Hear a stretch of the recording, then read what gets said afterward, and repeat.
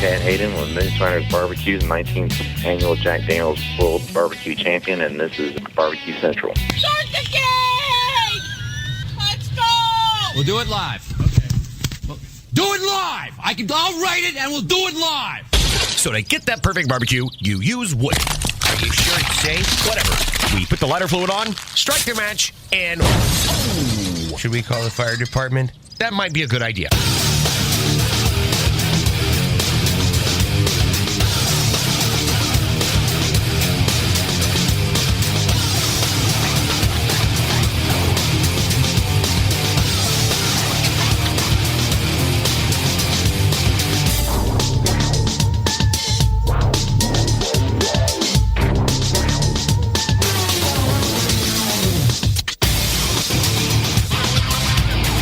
Good evening and welcome to the Really Big Barbecue Central Show. It's the show that talks about all things important to the world of barbecue and grilling. Originating from the Rock and Roll Hall of Fame city of Cleveland, Ohio. It is the barbecue capital of the North Coast. I'm your program host, Greg Rempe. Happy to have you aboard here. You want to jump in on the show tonight? More than happy to have you. A phone call at your behest, 216-220-0966. If you would rather forego the email if you'd rather forego the phone call and lob me an email, here's how you do that. You can get in touch with the show by sending an email to Greg at bbqcentralshow.com or on the Twitter and Instagrams at BBQ Central Show. Anything else you want to find out about the show can be found at the main website, thebbqcentralshow.com. And here's what's happening, in case you didn't get the newsletter. Coming up in about 13 minutes from now, it's the second Tuesday of the month, the second Tuesday of the last month of the year. So never has it been more accurate for me to state the 2018 rapidly coming to a close. And the second Tuesday of the month brings not one, but two segments from the creator of the most heavily trafficked barbecue and grilling website on the face of the earth. That, of course, AmazingRibs.com, and that person being Meathead. And we'll be talking about a myriad of topics. I believe I actually used that word in the newsletter. So we're going to be talking about, to lead off, if you can believe it or not, we're going to be talking about vacuum packaging. You ever heard of the food saver, I guess I should say, or a similar product, if you will? That is what we're going to be talking about. I got a great question, which I will be recounting a portion of that email from a listener who had a pretty good question. Meathead said, hey, I got some thoughts on that. So we'll talk about that right off the jump. And then we will get into talking about beef tenderloins or tenderloins in general. Might mix in a little prime rib talk. Also, might mix in a little gift-giving suggestions as we are just a little over a week away from Christmas Day. Just past Hanukkah, by the way. Shout out to my Jewish Centralites. Hope your Hanukkah was great. So that's what we have with Meathead in tow for the first hour. AmazingRibs.com is website. Then we'll move to the second hour. And while we used to have a lot of what we're going to be doing at 10:14 or 14 past the hour, we don't have as much of it as we once did.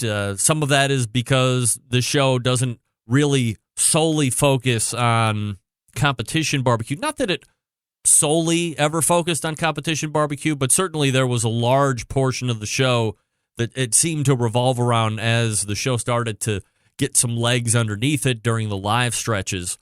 And the end of the year for Kansas City Barbecue Society means that there is going to be an election coming up, that for the open spots for the board of directors of KCBS. And at 14 past the second hour, I will be joined by someone who is hopeful to get your vote if you are a voting member of the KCBS for that board of next year, 2019. That, of course, is the pitmaster of the American Dream barbecue team and friend of show, David Qualls, will be joining me. And David will be making his case, kind of qualifying himself as to why he believes he is a good fit. From a holistic standpoint, we'll obviously get into some of his platform topics.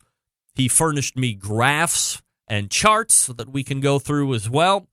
And most importantly, what the state, in his opinion, of KCBS is right now and why he feels that this is the time that he should jump in. I believe he had given it some serious consideration, maybe actually started to make a run at some point last year or the year before, and then either stopped, never went through with it, or pulled out at some point.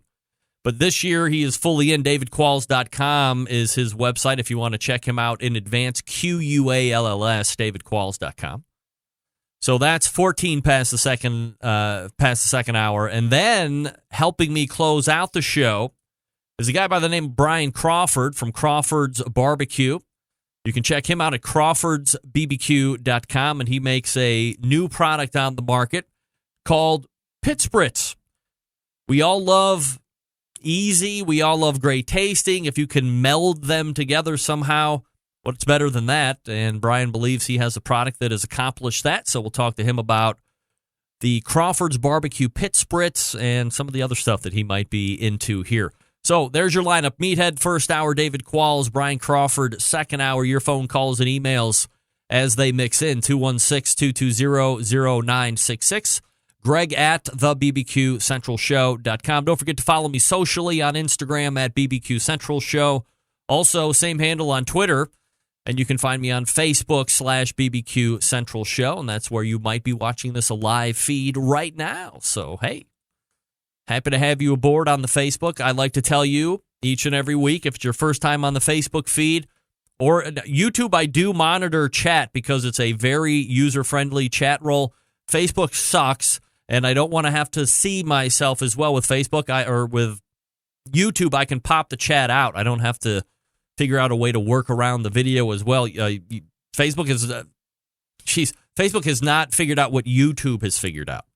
So if you leave a comment on Facebook, don't feel like I'm just blatantly ignoring you. I'm not doing that. It's just hard for me to monitor, so I don't monitor. I will go back in after the show. If I can comment at that point, certainly happy to do that. So don't think that I'm ignoring you. I am, but it's not because of you. It's because Facebook's user interface on their chat is horrible and YouTube's is great.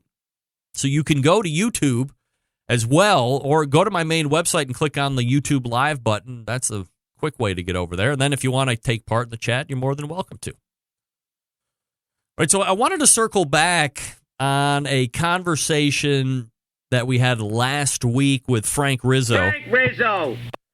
From the Steak Ager. First, great getting caught up with Frank and seeing their growth over the past 24, 26 months. Also, I was not expecting him to drop that 20% off coupon at the end of the interview. In fact, I would have preferred him to give me a heads up so we could have laid that out a little bit better, given it a little bit more promotion during the segment. Nevertheless, the code was Radio Steak, all one word, lowercase. That gets you 20% off the Steak Ager Master 45. Fun fact, that is their biggest unit that they're currently offering. So if you're just finding out about that and you were interested in a Steak Ager Master 45 and you were looking to save 20%, go ahead and put it in the cart and then hit Radio Steak for your coupon code. That gets you 20% off. So 20% is a decent chunk of change. So much so that I was giving it legit thought as to if I wanted to actually lay down for one or not. For round numbers, if you're looking at it, $160 off $800 retail. Good deal. No doubt about it. Now, sure, I could probably pull the ultimate bag move and ask Frank Rizzo for a free one, but I'm not going to do that. You wouldn't put a lot of credibility in anything I had to say about a free Steak Ager Master 45 because, quite honestly, I had no skin in the game. It's free. If I say it's really great, what are you going to tell me? Of course you're going to say it's great. You got it for free. It's an $800 retail unit. Blah, blah, blah. I get it. That's why I'm not going to pull the ultimate bag move and ask for the free Steak Ager 45. Now, if you're a fan of the show, you know that I have become a pretty big proponent / fan of dry aging in 2018. So I reached out to a few folks just to see if my idea to purchase was well-founded or not well-founded, and after getting close counsel, I have decided to not. Andrew, you are not the father. I've decided to not get the Master 45. This is the only, well, this is only my decision. And if you're really into dry aging meat at home, I'm not here to poo-poo on it whatsoever. But even at $6.40, you still have to then fill the unit up with some kind of meat. Then you have to wait 30 days before you eat it. And for me, that would run just about 30 days minimum. And to be honest, probably another 30 days on top of that because I'm more of the funk guy. So if I had everything ready for a January 1st start, I wouldn't be eating until March. On top of that, I'm not sure how many people in my house would really like that beef dry-aged flavor. And yes, I know there's other sizes, but this is the size that had the discount. So in conclusion, love the discount from Frank Rizzo. Appreciate the discount from Frank Rizzo. But at this point, for me personally, I have to pass because I wouldn't take I know I wouldn't take full advantage of. If there was a discount on the other ones, maybe I would be a little bit more inclined. However, if you're a big dry ager, Radio Steak is the coupon code for your 20% off. All right, let me talk to you quickly about Traeger grills before we get to Meathead. Behind every great meal is a great grill, but not just any grill, a Traeger grill. And the Timberline is Traeger's most advanced grill yet. It allows you to grill, smoke, bake, roast, braise, and barbecue like a pro, no matter what your level. Thanks to the incredible wood-fired taste. Seriously, you don't know flavor till you're cooking with it, and Traeger grills use all-natural hardwood pellets as fuel, so you're literally cooking with flavor. From low and slow smoked ribs to a seared steak, even a baked apple pie, Traeger grills can handle it all, and the Traeger Timberline makes it even easier thanks to the Wi-Fi capability. You can check on cooks, kick up temps, set custom cook cycles anytime, anywhere, right through the Traeger Grill app on your smartphone. Find one at your local Traeger dealer if they carry them, or check them out online, TraegerGrills.com. That's TraegerGrills.com. If you want to beef up that barbecue game of yours, Traeger shop classes going coast to coast, bringing barbecue knowledge and amazing wood-fired food everywhere they go. Taught by professionals like embedded correspondent from Texas, Doug Scheiding. How about Diva Q? You ever heard of her? How about Matt Pittman from Meat Church? Just to name a few, they're teaching those classes. Find a shop class near you. Sign up today. TraegerGrills.com/shop class. That's TraegerGrills.com/shop class. Got to get you a Traeger now. All right, we have Meathead coming up shortly. And you are listening and watching the Barbecue Central show right here on the Barbecue Central Network. Stick around. We'll be right back.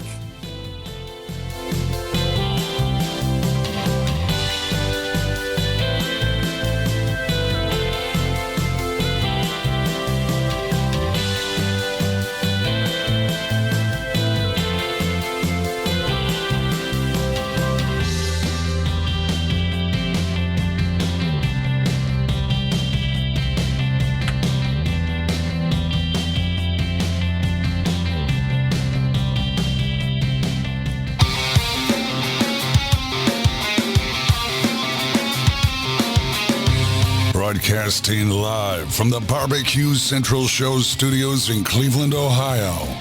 You're listening to the Barbecue Central Show. Once again, here's your host, Greg Rempe.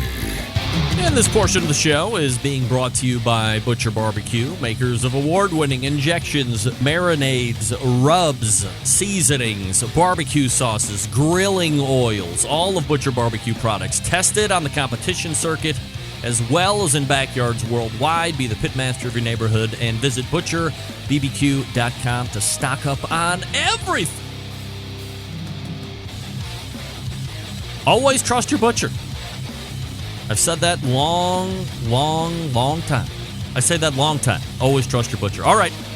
Joining me now, the creator of the AmazingRibs.com website. You see him here the second Tuesday of each and every month. We race to the hotline. And welcome back, friend of the show, Meathead.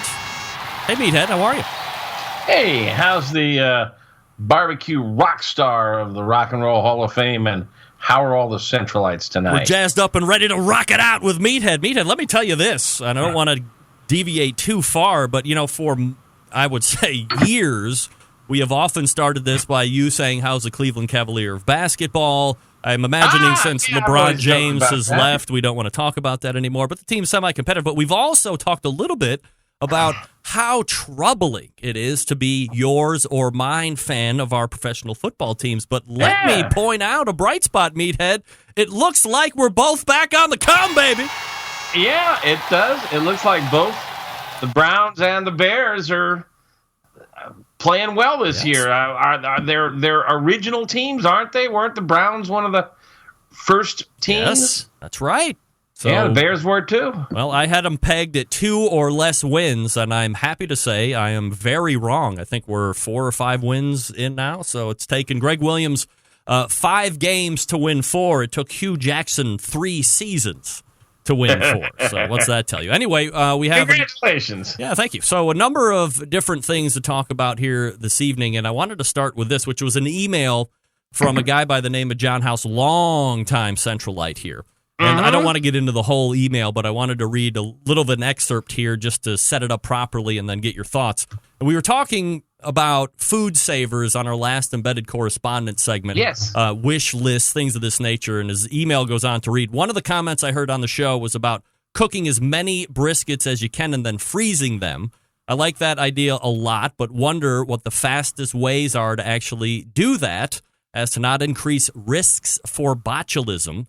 Anytime we create an anaerobic environment that prevents the normal bacteria growth that would indicate spoilage, we leave ourselves at risk for potential bacteria growth that could be quite problematic.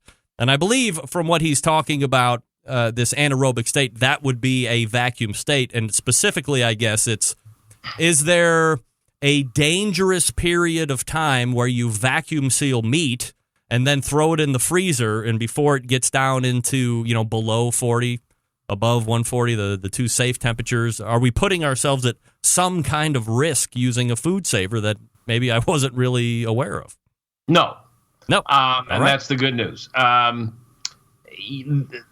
Most bacteria thrive in oxygen, and most bacteria can be killed with exposure to heat. Heat is what the food scientists call the kill step. Now, I am not a scientist, but I happen to be married to a food safety scientist from the FDA who is at the moment in Washington reviewing grant applications. She is the editor of a Food Microbiology magazine, and she is a very high-ranking research scientist. So she keeps me informed and teaches me. So I'm pretty sure about what I'm speaking here. Okay. Most bacteria die from heat. That's why people are getting sick from romaine. It's not cooked. You can grill romaine, but it's not going to get hot enough to cook it in the center. They call cooking the kill step. So cooking kills just about everything. The temperature where we can feel really, really safe is 160 degrees. Everything dies almost instantly at that temp. But if you bring it up over 132, over 131, most bacteria start dying at that temperature. And if you hold it at that temperature long enough, you can kill almost all of them. The problem is what they call spore formers. And the botulinum bacteria is a spore former. A spore is a hibernation state, if you will. It forms like a little crust, a shell, and it's almost indestructible. And you can cook it, you can heat it, you can boil it, you can microwave it, and you may not be able to kill these spores. So if they form spores, the spores remain viable. Now, the botulinum bug is rare in that it prefers no oxygen, an anaerobic environment. Mm-hmm. If you put it in one of these vacuum sealers and suck out the air, you're getting most of the air out, but not all of it. But when you freeze it, you're not going to have any bacterial growth. Once you get down below 38 degrees, which is your 33 to 38 is your ideal fridge temp, most bacteria don't grow. When you get it down below 32 and you freeze it, almost nobody's growing, no how, no way. So you might have spores in your brisket or on your brisket, because if you've cooked your brisket properly, you've cooked it up to 190 to 203, in that range, you've killed everybody. There may be a few spores in the air that land on it while you're slipping it in the bag, but you stick it in the freezer and they ain't going nowhere, they ain't growing. But these spores would have to be available somewhere to fall on the brisket if you've, as you said, if you've taken it to this temperature and you've killed everything. They're not just going to magically appear out of thin air. Like, does botulism just run rampant on the kitchen? They can come out of thin air. Really? Bacteria is all around us, everywhere we are. But botulism prefers to grow underground.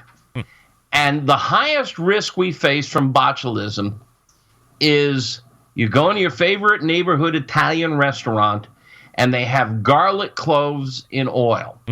So they've taken the garlic out of the ground, peeled them off, stuck them in olive oil. Now we're in an anaerobic atmosphere, and it's sitting around at room temp for days.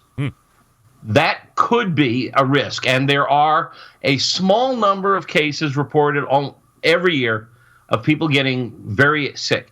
The problem with botulism is really bad stuff. It can kill you. And so you don't want to mess with it. If you like garlic oil, you can make it and use it. Don't store it, or buy it pre-made where they actually use acid in the production. A small amount of acidulation will actually prevent the spores from popping open and growing. But you have almost no risk on a cooked brisket. Everything's dead. Maybe a spore or two will come out of space. Pop it in the vacuum seal. You're not getting all the air out. Throw it in the freezer. Ain't nothing growing in there anyhow. When you pull it out, you don't want to leave it sitting around at room temp. Leave it in the fridge where it's 38 and below, and it'll thaw there, and you're going to be fine. So the only way that I was ever taught to use the food saver was take whatever meat you just cooked, throw it in the bag, suck all the air up, maybe put it in, if it was exceptionally moist or had a lot of fluid on it, put it in the freezer for a little bit of a par freeze for 35, 40 minutes just to firm it up a little bit, and then suck the rest of the air out and away you go. Regardless of that, so let's say in that step some botulism flew into the bag and it's there. The reason I guess I never even gave it a second thought is because I was always taught, okay, well, grab your pulled pork or your brisket or your ribs if you're doing that, and then boil a pot of water and then throw the frozen pork or brisket in the water. So I would imagine that for 30 minutes and let it come up, back to barbecue temp, if you will. That would clear everything out of the bag, right? Just from the heat. Certainly would. The question of reheating frozen cooked food is interesting because you're going to follow different techniques. For example, frozen salmon, I wouldn't want to throw in boiling water because I don't want to cook that salmon at up to 212. Frozen salmon, throw it in a sous vide bath. Right. Set your sous vide machine for 132. I know a lot of sous vide recipes show 125, 126, but now you're back in the danger zone. 131 to 132, which is medium rare for everything. It's medium rare for beef. It's medium rare for pork. It's medium rare for bacon. At that temperature, you're safe. You're killing bacteria, but there's not going to be anything live in that bag. And if there is, it's very low risk. You've cooked it already. So you slip it in the sous vide bath or in a microwave where it cooks real fast. I mean, ideal temp for seafood is around 130 anyhow, 125 to 130. In general, I mean, that's always a good temp to shoot for, 130 to 135. Safe temp, maximum tenderness and juiciness. kill all those bacteria. So you got nothing to worry about there. Microwave or simmering water, boiling water, sous vide, reheating, or just defrost it in the fridge, and then you can reheat it. All right, John. So hopefully that answers the question that you had for us. And Meathead, appreciate your insight there. Hopefully he's listening. Is he listening? He'll get it on podcast for sure. I know that. So regardless if he's listening live or not, he will have his question answered. And I appreciate jumping that in kind of the last minute there. So let's move into what we wanted to talk about. Food savers are cool, by the way. I'm sure you covered all this. Well, I'm telling you, 12 years ago when I first got my Weber Smoky Mountain, I had no idea how to light it, was about ready to throw it out after the first horribly average rib cook ever. I found virtualweberbullet.com and a guy by the name of Jim Minion, and then my life changed forever. And the first thing that the guy, how long have you been in barbecue? I said, it's been weeks. And he said, go out and buy a food saver right now. That was like, if you bought a cooker or a pit of any kind, the suggestion also was make sure you also get a food saver so you can save everything so you don't have to eat pork 7 days in a row if it's just like you and a lady. There are two kinds of spoilage. There's bacterial spoilage, which is very high risk, and then there's oxidation. And the food saver removes oxidation and freezer burn, which is related to it. Right. And oxidation attacks fat more than it does protein. Fat! So, haven't heard that in a while. And so things like pulled pork, which are loaded with fat, that fat in the pulled pork can oxidize. You can get freezer burn. So food savers are a great tool for that. Let's talk about tenderloins. I believe that was one of the topics that we wanted to hit. We will get a little prime ribbage going on because I know a lot of people are going to be ramping up for it. We just put in our order for prime rib at the Barb and Patty's Butcher Shop in Mentor, Ohio. I mean, we got 4 people. What'd you order? Well, we got 4 people that are going to be eating it in earnest. We got 7 pounds. Okay. Is that good, you think? Well, I mean, I like to calculate at least a half a pound of raw material going in, and you can have up to 20% loss, so you're going to end up with more than a quarter pound. A quarter pound burger is not much of a meal, so often I will calculate a pound going in, but you got to remember, you're going to lose about 30% of a prime rib in trimming, and depending on how much bone is involved, a lot of loss, and there's a lot of fat. These butchers are charging prime rate, really expensive, and there's a heck of a lot of fat on a rib roast. Now, a lot of people like to leave it on. They're under the misimpression that fat is going to enhance the flavor of the meat. Right. Fat and water don't mix. That fat will melt, but it's going to run off the meat. It can't penetrate the meat. I can't say that enough. People think I'm nuts. But fat doesn't get into the meat at all. Zero, none, no how, no way. The fat inside the meat, the marbling, is crucial. But the fat cap will not enhance the flavor of the meat one iota. Right. And if you have a really good spice rub, and I do, I like my Big Bad Beef Rub, the recipe for which is on our website.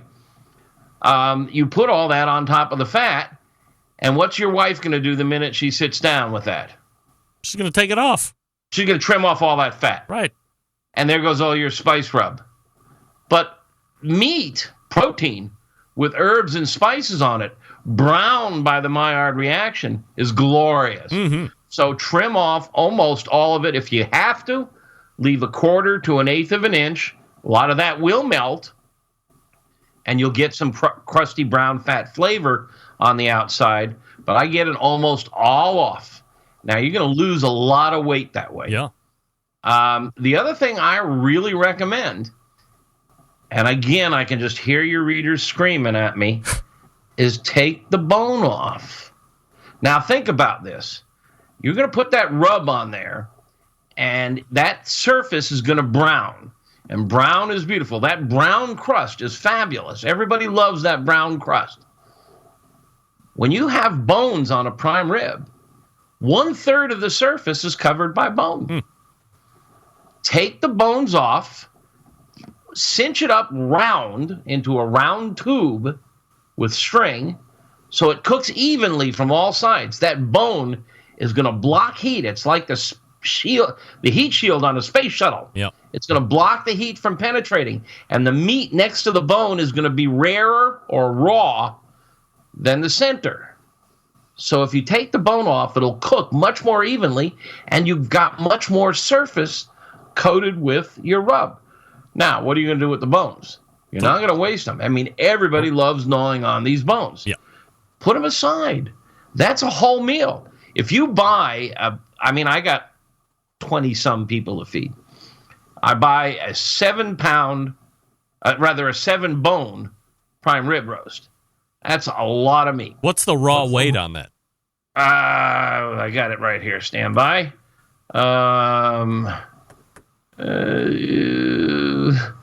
Stand by. I've been averaging them over the years, and I know the weight. I started to keep you waiting here. I have it all calculated. Here it is. Okay. Here's a breakdown of a full 7-bone, 28-day wet-aged rib roast that I cooked last year. All right. It was 14.5 pounds at $14 a pound, or $203. $200. Not bad. 2.5 pounds of that were the bones, which I set aside, and I smoked those for another meal for just my wife and myself. Fantastic meal. Beef back rib bones are fantastic. Delicious. They're not as meaty as short ribs, which have big chunks of meat, but they're really delicious. Lots of meat in between the bones, and gnawing on them is a great meal. And that 7-bone slab will be enough for 2, possibly 3. So you got a whole nother meal waiting for you there. So 2.5 pounds of bones come off. That's about 16% of the total volume. I trimmed off 2 pounds of fat out of my 14.5 pounds. Wow. 2 pounds of fat, some of which I froze for use in making ground beef or hamburgers. Right. So you can save some of that aside, and some of which I melted and then froze, and I use that to baste a steak. Aha! Nice. Call it beef love. So there's another 14% in the weight of the meat coming off as fat.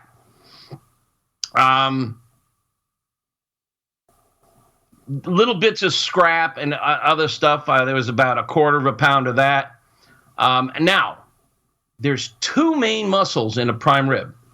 There's the spinalis dorsi, which is a curved muscle on the outside surface that almost always overcooks because it's right out there on the outer edge, and it's very heavily marbled. Yeah. And then there's a thick layer of fat underneath it, and then there's the longissimus dorsi, which is the big long tube that makes the eye of the prime rib. Right. Now, if you can get away with it, if you've got a small crowd, I like to peel that spinalis off. If you peel that baby off, that is the very best muscle on the steer. It is like Wagyu beef. It's so heavily marbled, and it almost always overcooks if you leave it on there and cook it. Agreed. If you peel it off, it comes off on a whole 7-bone slab. It comes off, it looks like a giant salmon fillet. It's tapered and pointy at one end and thick and fat at the other, and you can roll it, you can cut it into steaks. It's just absolutely fabulous meat, and that's a whole nother meal. So you've got the bones off, you've got the spinalis off, or the rib cap off, and now you have the center tube, the eye of the rib eye, and that's of the 14.5 pounds, it's just under 7 pounds. Wow, half. So it's half the weight. Yep. We've gotten rid of the bones, we've gotten rid of the fat, a little trim, we peeled the spinalis off, and now we're down to about half the original weight. But that is a tube of pure glory. And that is the one you cover with your spice rub. I make a little paste out of it, mix it with a little water or a little fat, rub it up, and then you reverse sear it. You start it indirect, low and slow, or on a smoker, low and slow. Yep. Bring it up to about 120 on the internal temp. Pull it off, move it over to your grill, or if it's on a grill, move it over to the direct heat side, and sear it, roll it, sear it, roll it, sear it, roll it. Leave the lid up on this sear process. You're not trying to cook the interior anymore. Just brown. You've already cooked the interior. You've cooked the interior, now you're cooking the exterior. You're crusting it up. You're browning it up. You're getting that Maillard reaction. And when you slice into that baby, it's going to be 130 degrees in the center, and it's going to be medium rare, edge to edge. You won't have this rainbow effect, which you often get on a prime rib. You often get, there you got that. Yep. I just sent you that. You're good, man. I just sent him that 5 minutes before we went on air. I tried. That's one of my prime ribs. You can see Santa leering after it over there. There is, often you get this beautiful dark brown crust, and then there's a thin layer of brown, and then there's a layer of tan, and then there's a layer of pink, and finally it's medium rare in the center. About half the volume is medium rare. If you reverse sear, Patio Daddio calls it redneck sous vide. Yeah. You'll get that fabulous color. Show that to him again if you can. If you didn't see that picture, that is just glorious. Now, that particular picture, you can see the rib cap. I left it on. But if I can, I pull it off. Thing is, I got to feed about 20, so I leave the rib cap on. But there's that thick layer of fat under there, which everybody hates. Well, so hate, when you're all love, done, whatever. You've gone from about $14-15 a pound to about $25 a pound. Yeah, right. But you have 2 more meals sitting there waiting for you. Meathead from AmazingRibs.com joining me here on the show. Meathead, stand by just for a few minutes, and then we will go ahead and get into the tenderloin talk, which is something that I know you wanted to get into this evening. Maybe a couple gift suggestions. I don't want to do lightning round with you as well again. Maybe a new lightning. Did we do lightning round last time, Meathead? I forget. Yeah? All right. Let me talk to you quickly about Southside Market and Barbecue. Attention, folks in the business of barbecue. Established in 1882, Southside Market and Barbecue, the oldest joint in Texas, and they have been owned and operated by the same family for 3 generations. They offer premium Central Texas barbecue products, slow smoked over real wood, shipping, distributing, manufacturing sausages for companies across the U.S. From food trucks to multi-chain restaurants, Southside Sausage can be on your menu too. All meats are processed in the on-site USDA-inspected facility, a trusted partner with a focus on quality and authenticity. Wholesale options available, shipping nationwide via FedEx. Food service distribution through Cisco, U.S. Foods, and Martin Foods, some of the biggest names in that industry. Co-packaging capable. From research and development to package completion, they can follow your recipe, or they can help you develop something right from scratch. Private label opportunities available as well. Visit SouthsideMarket.com for more information, and while you're there, plopping in things in your cart, as you get ready to check out, use promo code BBQ Central, all one word and lowercase, BBQ Central. That gets you 10% off all your online orders. SouthsideMarket.com, that's SouthsideMarket.com. We're back with more Meathead from AmazingRibs.com. Stick around, be right back.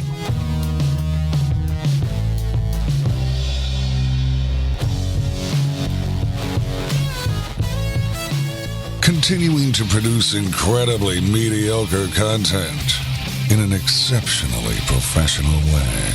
You're listening and watching the Barbecue Central Show. Once again, here's your host, Greg Rampey. This portion of the show being brought to you by CookinPellets.com, your number one source for quality wood pellets. For all your pellet-driven cookers, the Traegers, the Green Mountain Grills, the Cook Shacks, you name it, they can take Cookin' Pellets. Visit CookinPellets.com to purchase or for more information and flavors. You can also buy and visit Amazon.com to purchase as well. And we are talking with Meathead from AmazingRibs.com. Did we do lightning round last month, Meathead? Briefly, but I gotta go back. Yeah. Southside Market. Yeah. I've been there. Yeah. Elgin, Their Texas. sausages are fun. I've got great pictures of that, where they make the sausages. Yeah. Just miles and miles of sausage hanging, smoked, giant walk-in smokers, and it's really good. And of course, they are located in the place where, in fact, they may be where the term Texas hot guts originated. Yeah, they are. These are hot. They call them hot guts because they're in a natural casing of intestines. Don't worry, they're clean. There's no poop in there. Right. And they're just mostly beef. I think they're mostly beef in their sausage. All beef. And just a lot of fun. And it's a cool place. It's just, if you're down that way, it's just another one of these great old Texas barbecue joints. Love that place. All right, Meathead, so let's talk about tenderloin and Chateaubriand, if I said that right. Chateaubriand. Chateaubriand. Yep. Okay. Now, tenderloin, we always want to qualify this. The difference between tenderloin and loin. Yeah, big difference. The prime rib is the loin muscle. And the loin muscle, we talk about gird your loins, and people are talking about in their thighs. Right. But that's not the loin muscle. The loin muscle runs along your back. It's the long tubular muscle on either side of your spine. You got two of them. That's the spinalis dorsi. It starts at your shoulder and runs to your hips. And then on a steer, same thing. It starts in the chuck, in the shoulder, and runs all the way to the hips through the prime rib, which goes to the end of the rib cage, and then into the sirloin, which is below it. And it's a great muscle. The tenderloin lies inside the rib cage. Mm-hmm. The loin lies on top of the ribs. The tenderloin lies inside the rib cage. And it is the muscle on both the steer and the hog that gets the least amount of work. And people often mix them up. They'll say, well, I'm cooking a tenderloin and it's 10 pounds. No, if it's 10 pounds, it's a loin. And it's a leaner, chewier muscle on a hog. On a hog, it's very, very tender. Similar to the steer. On the steer, the tenderloin can be 6, 7, 8 pounds, and it's a very tender muscle. And that's the muscle they make the filet mignon from. And everybody knows what a filet mignon is. This thing looks kind of like a baseball bat. It's thin on one end where the handle of the bat might be. It only doesn't have that round handle. And it swells towards the other end where it's got kind of a knobby head. Uh-huh. And the center is pretty uniform in thickness. So if you want the Chateaubriand, which is often served in restaurants as Chateaubriand for two, although if you trim a tenderloin properly, you can feed 3 or 4 easily out of it, again, depending on the size of the muscle and the size of the animal. And it's about 3 or 4 inches thick.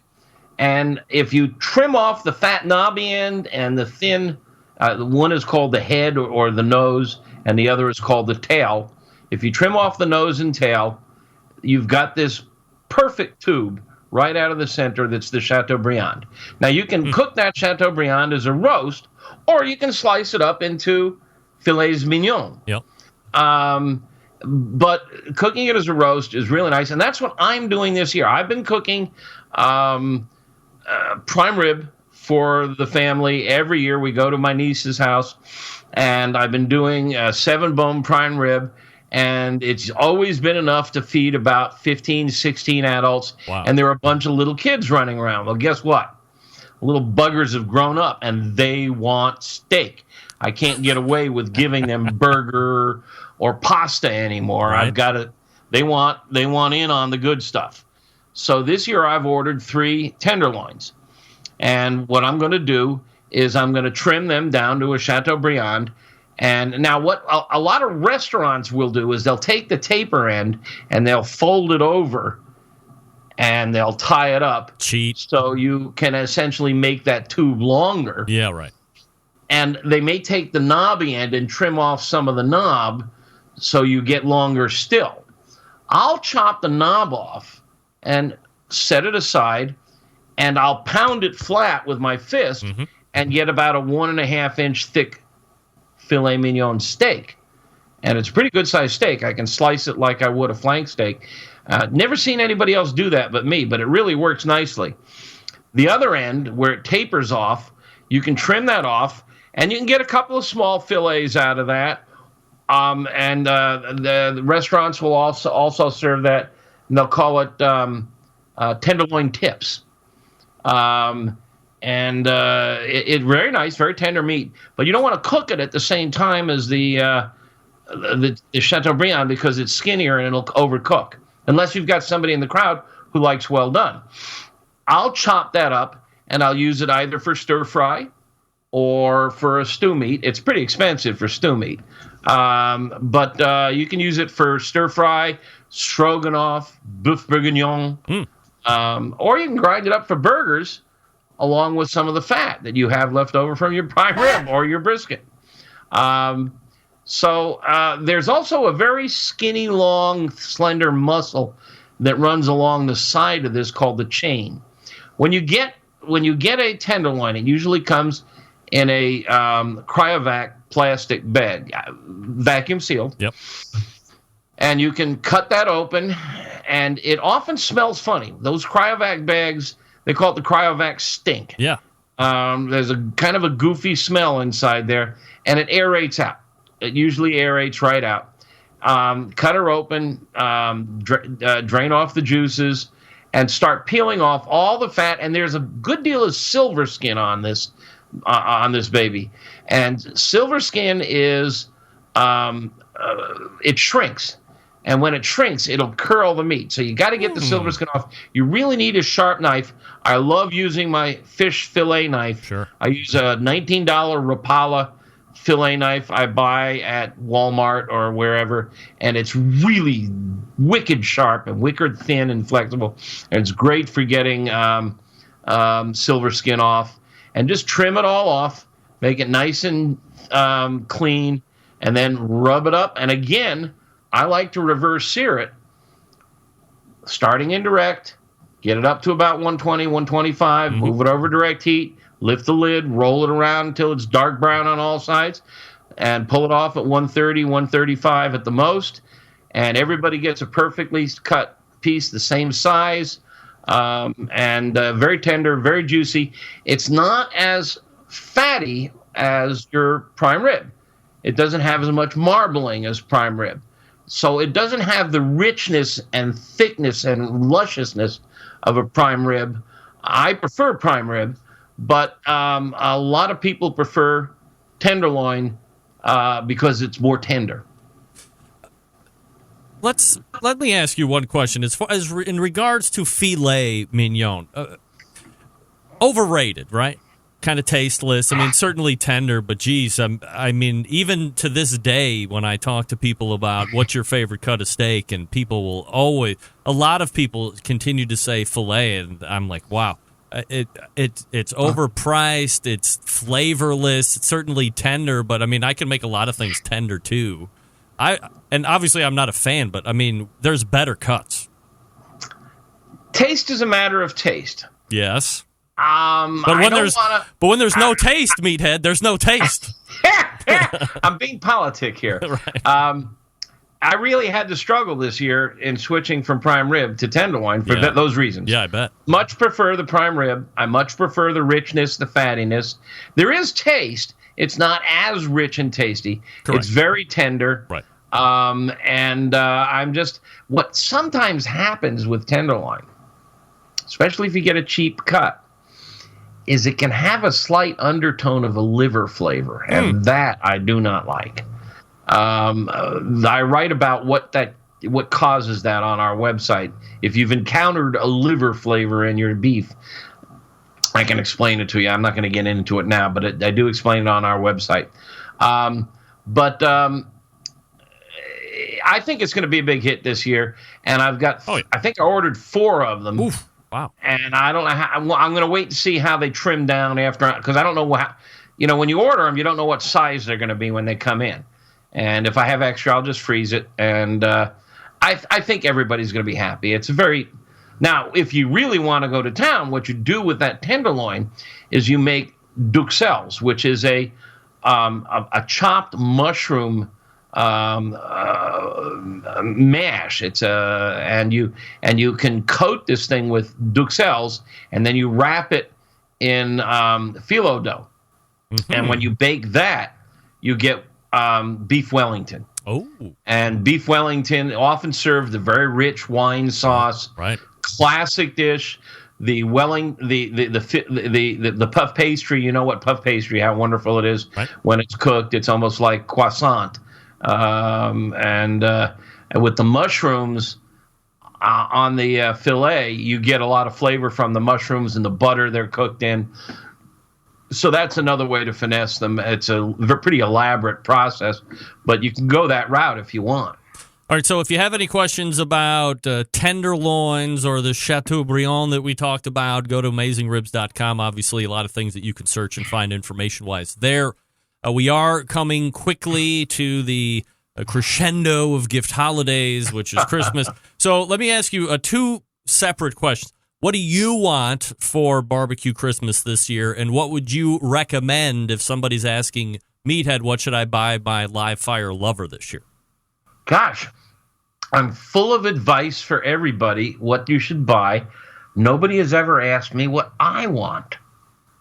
And I know, like, you and I are kind of in similarly unique positions where we probably have a lot of stuff that maybe a lot of people everything want. I need. Yeah, but, like for me, I want a Grillworks setup from Grillworks Ben because it's like the ultimate live fire outdoor thing that, if I want to complete me feeling like a man, that's definitely what I want.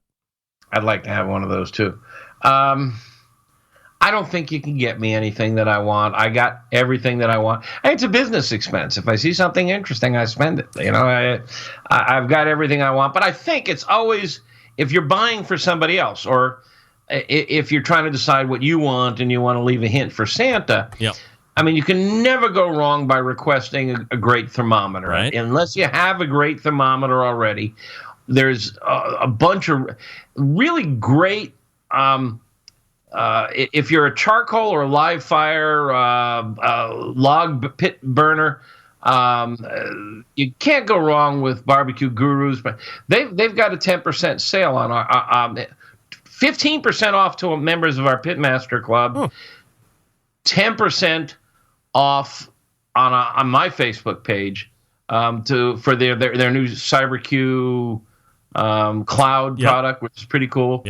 There are some other products like that which really help you control your temperature, so you can set it and forget it. A great instant read thermometer. You can't go wrong with one of those. I like gloves.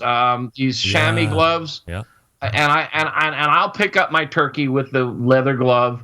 And then I come inside and wash my hands, and eventually it gets pretty grody, and I need a new set. So you can never go wrong with a nice pair of those leather welder's gloves. What else? I like to start my fire with those little paraffin charcoal starters. Little Weber cubes, Yeah, that's not a very expensive gift, a stocking stuffer, but a box of those is always a nice thing to have on hand. I just thought of something I know I could get you that you would want that you don't have. Ooh. What if I found somebody that could write that book for you? Like that? How about that? All right. You keep talking. I want to read you something. Okay. Go ahead. Take me a minute to find it. All right, well, I was going to just set up a quick lightning round again with you because it's fun. So do you want to do that first before you read me something? Or do you have it up and you're ready to go? I was reading. I have actually changed my life a little bit. And one of the things I've learned to do is to read for pleasure now. Ooh. And I never, I always read business and cookbooks and stuff like that. And I've been reading novels for about 5 years now. I read quite a lot of them. And lately I've been going back and reading some of the classics. And like Catcher in the Rye? I just finished Garden of Eden. Oh, my favorite. I mean, East of Eden. East of Eden by John Steinbeck. Just finished it last night, Garden of Eden. And about a month ago, I finished Huck Finn by Mark Twain. And the last paragraph of Huck Finn reads as follows. Tom's most well now and got his bullet around his neck on a watch guard for a watch and is always seeing what time it is, so there ain't nothing more to write about. And I'm rotten glad of it, because if I'd have knowed what a trouble it was to make a book, I wouldn't have tackled it, and I ain't a gonna do it no more. Where the hell was this guy, Look at Mark you. Twain, when I started writing a book? Right, no doubt. If Well, I'd known what trouble it was, I ain't going to do it no more. I'm not going to let you go through that thing as we talk about book number 3, 5, 6, 7 years from now. You can believe that. Christ. So I don't know how Steve Rakeland does it. well, Or Dr. Barbecue. you're right. We don't have enough time to talk about why, but maybe next month we can talk about why you got pulled into this. And I know why those other guys like to do it. So, Meathead from AmazingRibs.com. All right, quick lightning round, Meathead. Whatever you want, Chief. All right, hold on. Here we go. Let me get the music going. Okay, lightning round. I'm going to ask you a question you just right off the top of your head. And don't say both. That's so lame. All right. Ina Gartner, Giada De Laurentiis. Oh, Giada. Pellet. Oh, by the way, Meathead, that is the wrong answer. Nah. Absolutely the wrong answer. Pellet or Offset? Well, what am I asking? What do I want from her? I don't. Pellet or Offset? I have both. Yes. It's not that hard. Meathead, come on. You're like Stephen I go with Reichel. a good offset. Brisket or beef ribs? Oh, beef ribs. Pancakes or waffles? Waffles. Sweet or savory? Savory. Jack Nicklaus or Tiger Woods? Nicholas, because he's a Phi Gamma Delta, and so am I. Nicholas is the biggest asshole on the face of the earth. I'm going to tell you that right now. Well, maybe I am too. Money or fame? I have fame. I need money. The truth or another's feelings? The truth or what? Another's feelings. Another what? Another's feelings. Taking into account somebody else's feelings. The truth or somebody else's feelings. The truth or another's feelings? Yes. Oh, I have a technique. I mean, I have to find out what their feelings really are before I decide whether to tell them the truth. So I'll divert to their feelings. All right. And finally, Open Pit or Sweet Baby Race?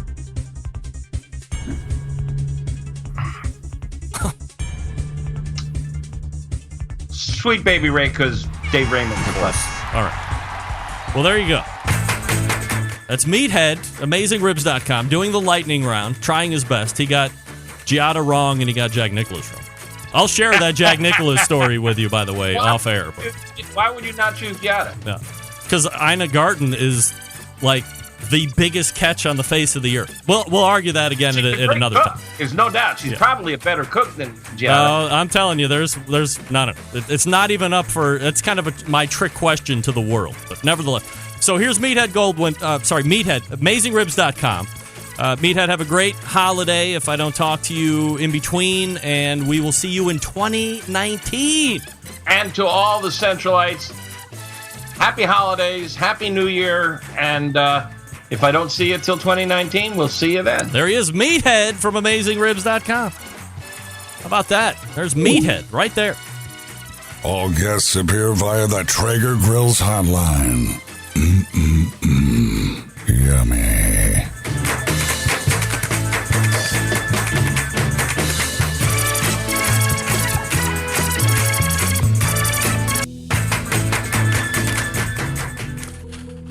All right, let me talk to you quickly about the Barbecue Guru.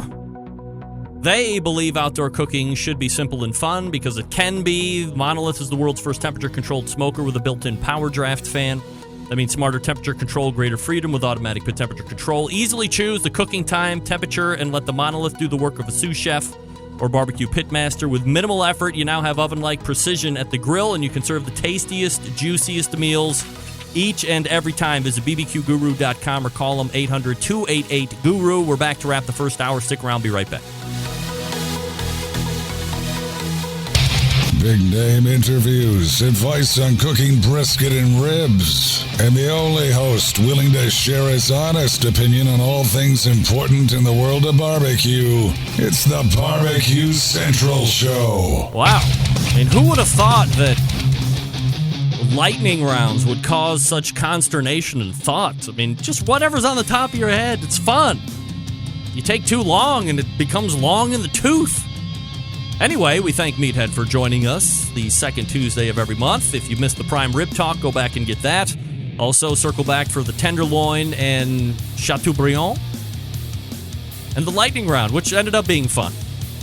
I mean, if you're a fan of the show, you know I heart Ina, right, John?